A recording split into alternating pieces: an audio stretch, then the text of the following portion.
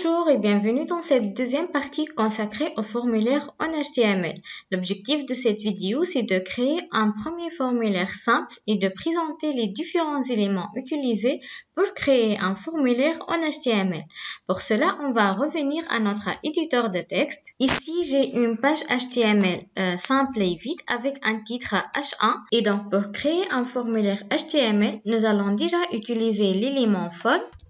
Donc, cet élément va servir à définir le formulaire en soi, accompagné obligatoirement de deux attributs.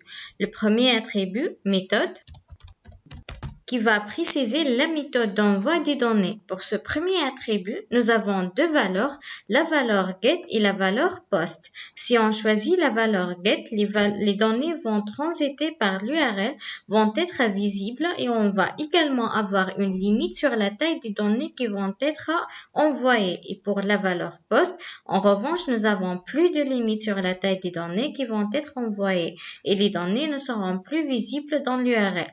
Donc, pour ces raisons, nous utiliserons généralement la valeur post lorsqu'on demande de l'utilisateur de définir un mot de passe ou d'autres informations sensibles afin que les données ne seront pas envoyées de façon visible. Pour notre exemple, je vais mettre post comme ceci. Et pour le deuxième attribut de l'élément form va être l'attribut action,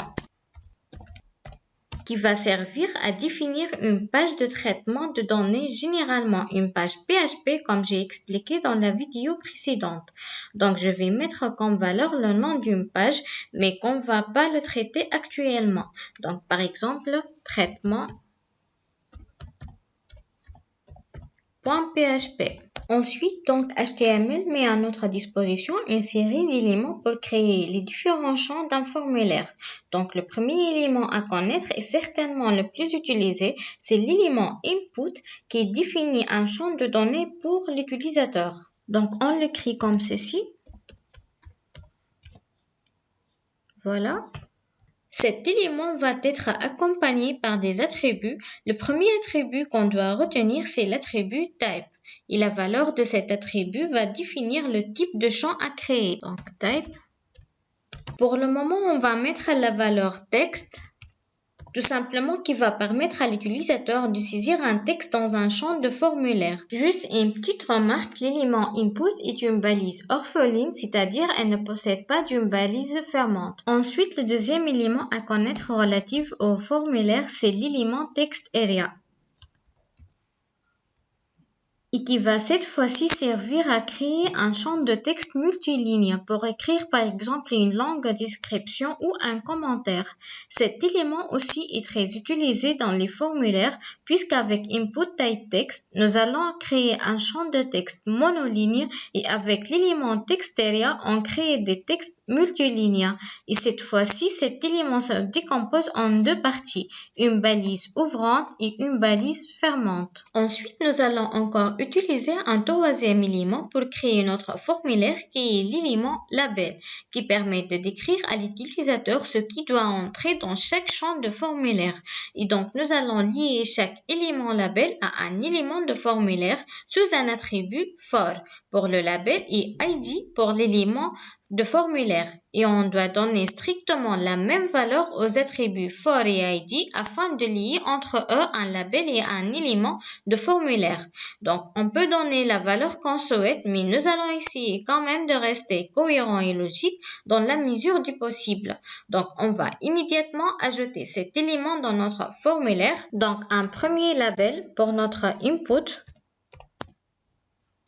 et un deuxième pour notre text area.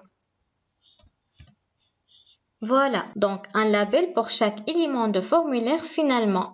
Et comme on a dit tout à l'heure, pour lier un label à un élément du formulaire, on doit ajouter for comme ceci. For égale. Et on va mettre en valeur nom par exemple si on souhaite insérer des noms des utilisateurs. Voilà. Et dans l'input, on va aussi ajouter ID égale à nom. Donc, faites bien attention, vous devez mettre la même valeur que l'attribut for, d'accord?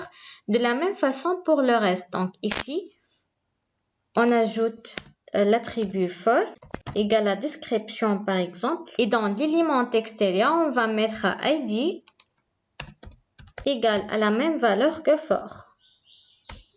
Voilà.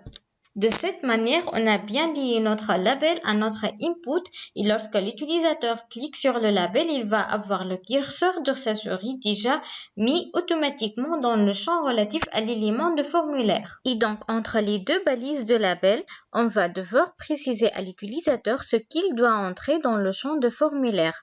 On va ici donc mettre par exemple « Entrez votre nom ».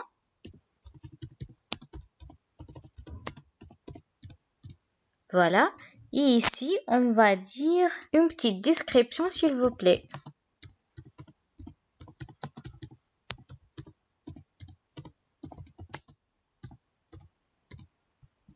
Voilà. Maintenant, on doit ajouter l'attribut name à chaque élément de formulaire qui demande des informations à l'utilisateur. Cet attribut name va nous permettre par la suite de reconnaître le contexte de chaque donnée envoyée par l'utilisateur afin de pouvoir les traiter efficacement. En effet, donc sans l'attribut name, nous recevrons des données qu'on ne sait pas à quel champ appartiennent. Donc cet attribut est indispensable, on va lui attribuer la valeur souhaitée. Donc on va ajouter un attribut name à chaque fois, donc on va avoir un élément qui va demander des informations à un utilisateur à travers un formulaire. Donc c'est pour cela, dans notre input ici, on va ajouter name égale à nom. Par exemple, voilà. Donc, on peut donner la même valeur que l'ID, c'est pas un problème. Et pour le texteria aussi, on va mettre name égale à description.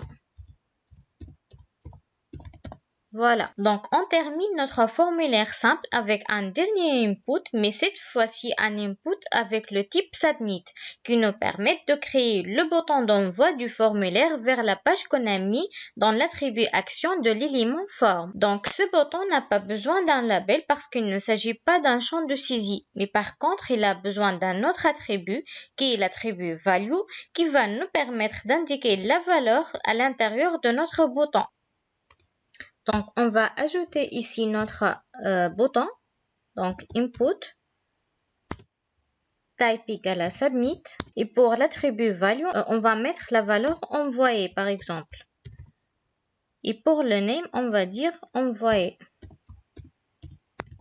Voilà. Et maintenant, on enregistre notre travail et on affiche immédiatement dans notre navigateur. J'actualise.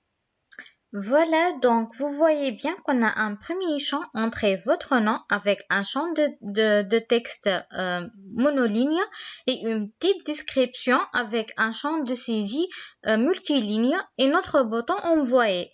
Et maintenant, si je clique sur Entrez votre nom, voyez bien que mon curseur se met automatiquement dans mon champ de formulaire.